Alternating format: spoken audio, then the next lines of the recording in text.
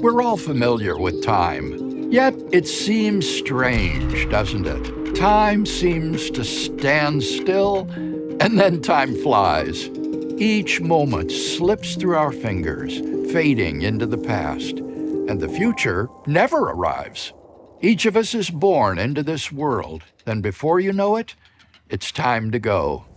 All we really have is this fleeting moment we call now. But it's not so with God. The Old Testament says that God remains forever, and from everlasting to everlasting, He is God. And in the New Testament, we see that God is before all time and now and forever. This is what we mean when we say that God is eternal. He has no beginning and no end. He just exists permanently. At this point, a profound question naturally arises. What is God's relationship to time? Does God exist outside of time, unaffected by our ever-changing temporal universe? Or does He exist in time, experiencing one moment after another, as we do? Since the Bible leaves this question open, we need to think through this carefully. Are there any reasons to think that God exists in time? Let's begin by considering God's relationships. God is related to the universe as its creator and sustainer. Could God possibly relate to an ever-changing universe and remain unchanged? This is difficult to imagine for a couple of reasons.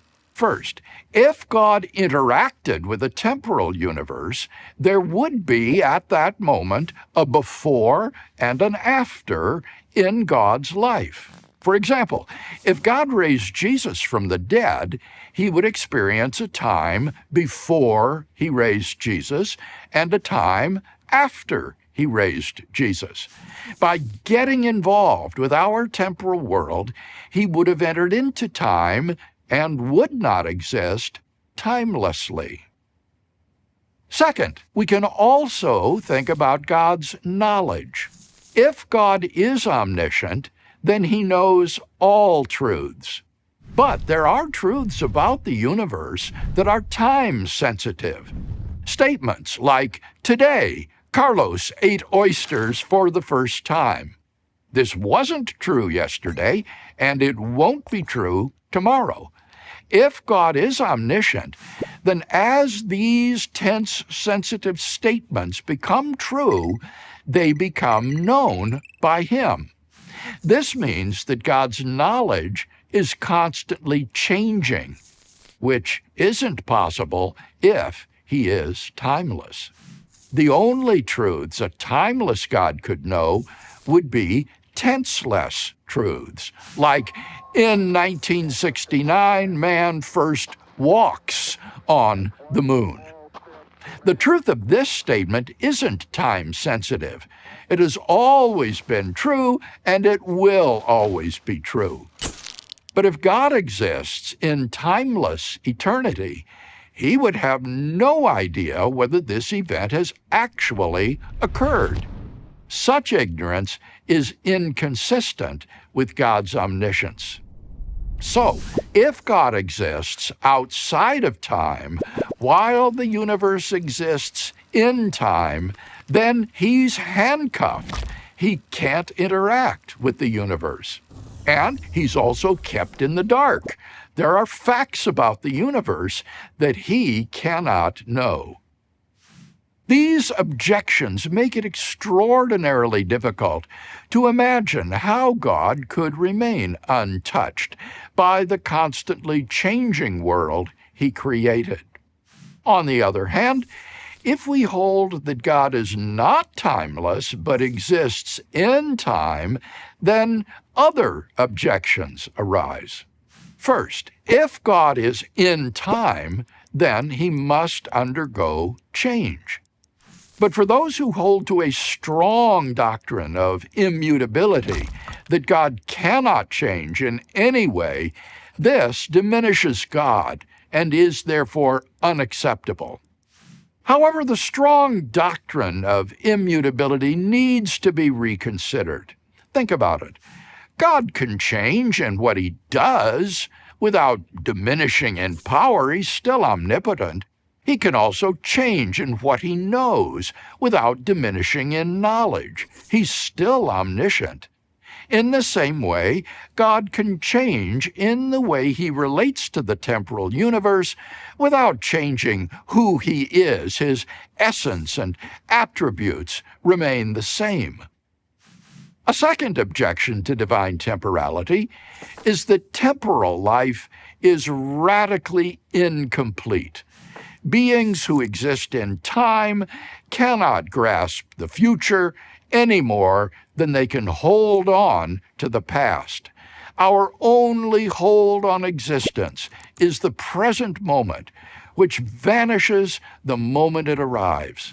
Such evanescence seems incompatible with the life of a perfect being. Surely, God must experience life timelessly, all at once, complete, never passing away and never waiting to arrive.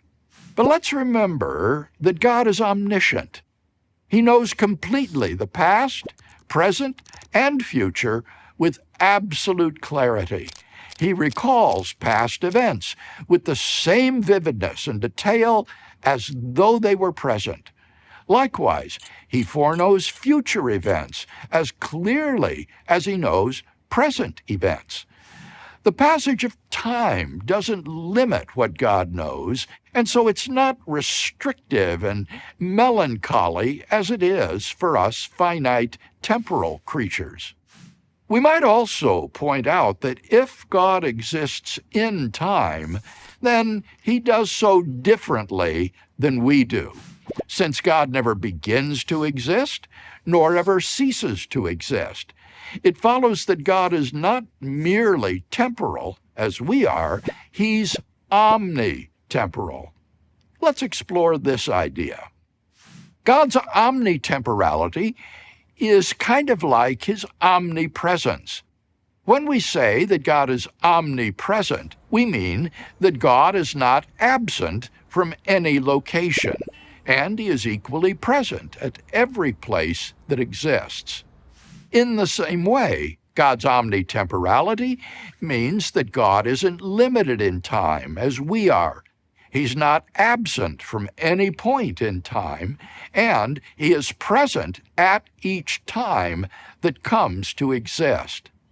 This is why he describes himself as the Alpha and the Omega, he who was and is to come. Now, God's omnitemporality might seem to imply that God has existed for infinite time in the past and will exist for infinite time in the future. But according to the Christian doctrine of creation and the best that modern cosmology has to offer, the temporal universe is not infinite in the past, but was brought into being a finite time ago. Time had a beginning. That means that if God is in time, he has not existed for an infinite time in the past. But we've just said that God is eternal. He had no beginning. So how do we make sense of this? Well, without the creation of time and space, we can imagine God existing alone. Nothing exists but God. So, if time begins to exist at the moment of creation, God exists timelessly without creation. He doesn't change in any way, but he has an unchanging determination to create a temporal world with a beginning. At the moment of creation, he enters into a new relationship, a cause and effect relationship. God is the cause, and the universe is the effect. And thus, in virtue of this relational change, God would step into time at the moment of creation. In summary, our best understanding of God's relationship to time may well be that without a temporal universe, God is timeless. But since that first moment of creation, God is omnitemporal. God's life is eternal life, and He wants you to enjoy eternal life along with Him, so that when your life is over, it's not. He has made this everlasting life available to each one of us through His Son, Jesus Christ. Everyone who believes in Him will not perish, but have everlasting life.